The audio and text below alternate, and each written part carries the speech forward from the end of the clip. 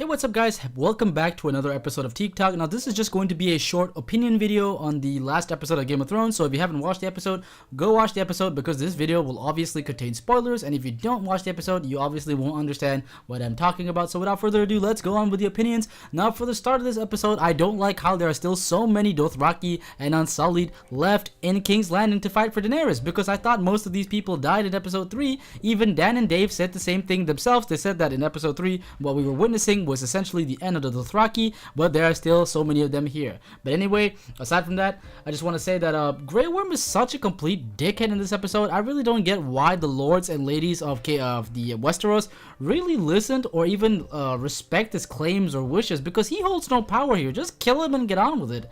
And then firstly, I want to say that Peter Dinklage's acting in the scene where he saw his brother and sister dead was pretty great. I think he nailed it, but I just want to ask, how did he find their corpses that easily? Because King's Landing is massive, but whatever. I also want to mention that I did really love that one scene of Daenerys with Drogon's wings behind her back. That was pretty damn cool. Cinematography and directing in this show is still pretty great despite its shortcomings with the writing. I also like how Daenerys gives her entire speech in Valyrian. It really cements herself as a foreign invader. Yeah, I know the Dothraki don't really speak the common tongue, they don't speak English, but that's what the people of King's Landing will surely see her as if there are any people in King's Landing still left alive. I also like how Jon looks all concerned the moment Daenerys mentions Winterfell in High Valyrian, and Tyrion also has some balls to retire as the Hand of the King in front of Dany and her entire army. And I really felt that scene was justified, and it was really in character for Tyrion to act that way. There was also that one scene when Tyrion was talking to Jon that had something really stupid, and that was when Tyrion was asking, hey, if you were in Daenerys' shoes on top of that dragon, will you burn the people of King's Landing? And Jon was like, I don't know. Are you serious? Jon would automatically say no. That's not a thing that Jon would do. Jon would never harm innocents the way that Daenerys did in episode 5. And I really didn't like how he was trying to defend Daenerys really hardcore, and he was really desperate, but perhaps it was because Jon really loved Daenerys, really loves Daenerys, and you can really see that through Kit Harington's acting. His acting was top notch. But like I said before, Daenerys' actions were completely unjustified. The Lannister army had already surrendered, and the war was over. The actions that came after, the actions that followed, were unnecessary, and they were done with completely ill intent. And for that last part when Jon kills Daenerys, yeah, I gotta say, for starters, Daenerys appears to be delusional here. There's no visible remorse from her in regards to her actions, and I'd just like to say once again, they were completely unjustified. Cersei did not force your hand, and you did not need to burn those innocents. If anything, you could have just flown over to the Red Keep, laid waste to that, and then went off on your way, and then it would have been great. But this is bad writing. Horrible writing, and a stupid attempt to vilify Daenerys and make her seem like a delusional queen with a god complex. This would and could have made more sense if we had more time to set this up. I'm not saying it's a bad ending to Daenerys' character. It is bad because there was just not enough build up to it.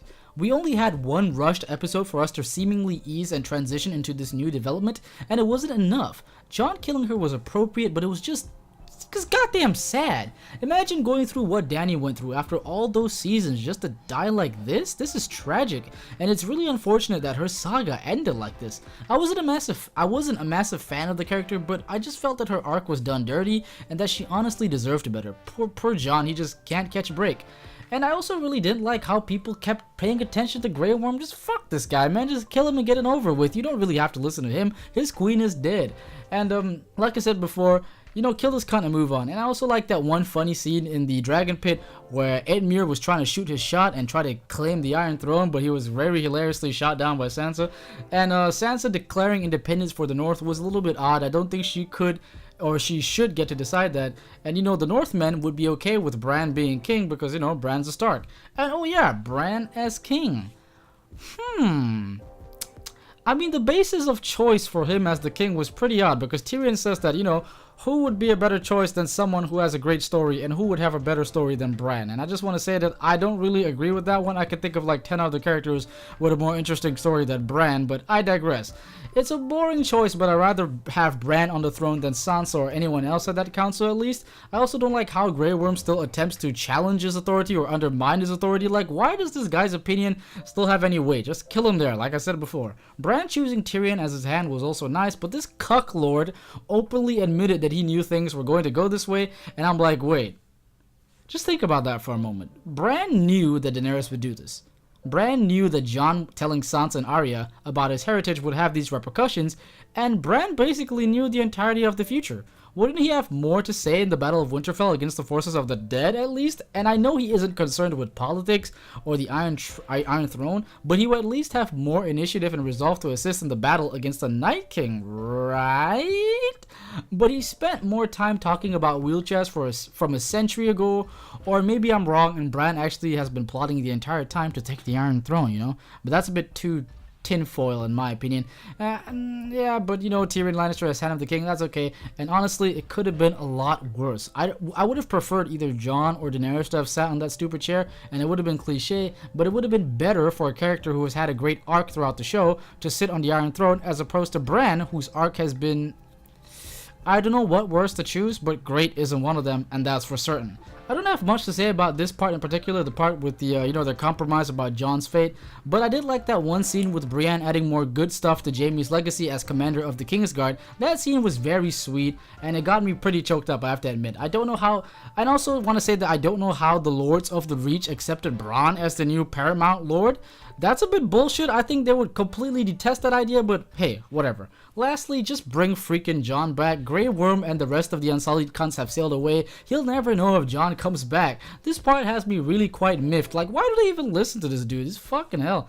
And overall, with how the dip in the quality of the writing has been in the past season, I think this ending is okay. You know what? It honestly could have been a lot worse. As an ending to the series as a whole, however, it is more tragic than it is bittersweet. Jon, the protagonist of the story alongside with Dany, is exiled and forced to live beyond the wall. Daenerys dies tragically just as her character is forcefully changed and before she even gets to sit on the Iron Throne, and the new king of the Six Kingdoms is Bran Stark.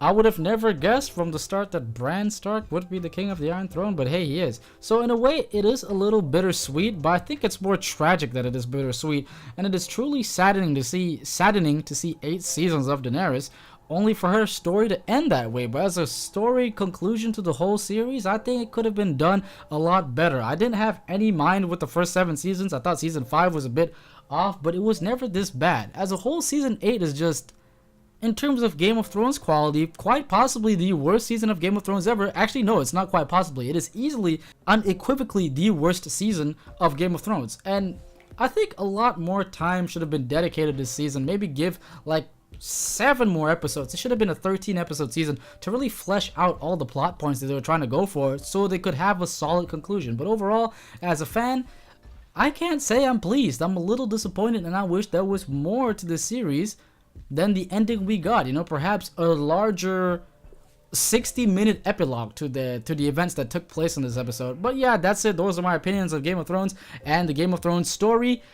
It's been a pretty wild ride, guys. I gotta say, I'm gonna miss this series, and I just wish that they would redo the whole last season or have done it better, but I know that's not gonna happen, so I'm just gonna take what we have and be pleased that it could have been a lot worse than this one. So, you know, thanks for watching. Leave a like, comment, and subscribe. What the hell am I saying? And I'll see you guys next time. Peace.